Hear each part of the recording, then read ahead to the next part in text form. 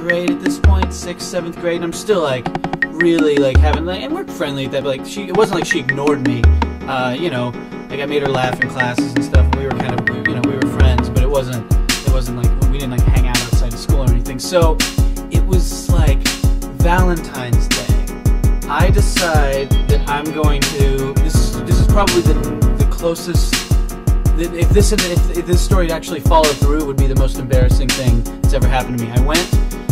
So we went to like mass that morning. It was a Catholic school, so we went to Catholic mass. And we're down at church, and the night before, every little homeroom had their own little Halloween, or excuse me, had their own little Valentine's Day party.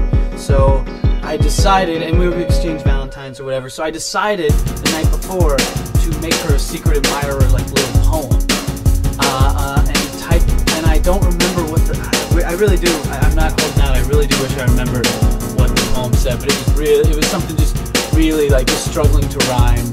Well, like my whole goal was like make it rhyme and make it say I like you. Those were the two things. So it wasn't like artful in many ways. And I signed it like secret admirer, and I typed it out on the computer, printed it out so that like my handwriting wouldn't be obvious. And I put it in like an envelope, and so each homeroom had their stack of Valentine's Day cards. So I went in, they each had their own stack of Valentine's Day cards. So we all went down to mass, and I had my little letter, and so we were all in church, and then I get up to go to the bathroom, and I run upstairs to the homeroom, and I slip this envelope in the stack of Valentines, because she wasn't in my homeroom, so there's no way to trace back to me. So I go downstairs, and I sit in mass, and I'm just kind of like very pleased with myself, like I'm going to pull this off. And then for the next like 45 minutes that mass took, I just completely mind-fucked myself into thinking it was the worst idea ever. I was just saying that I went from like, yeah, I pulled this off, to just sitting there like, you're an idiot, man. You're gonna like this is probably the gayest thing anyone can do.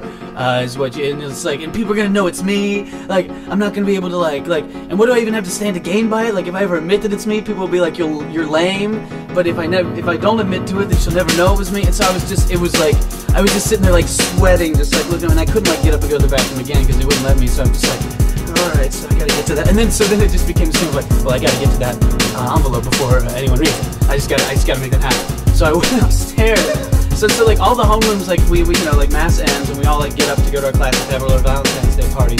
And we're all like walking up the stairs, and I'm like speed walking, and just like, yeah, well, whatever. And I must have looked crazy.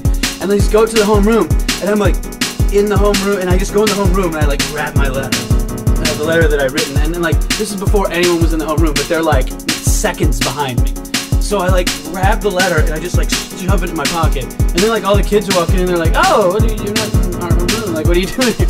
And I was just like, oh right, yeah, sorry, I thought the party was in here, I gotta go. And I just left, and I just completely bolted, and I went to my homeroom, and I was like, how do I dispose this thing? So I literally ripped up the letter in the homeroom, went to the bathroom, and just flushed it down the toilet. And then I was just like, oh, thank God, I just created this massive problem for myself.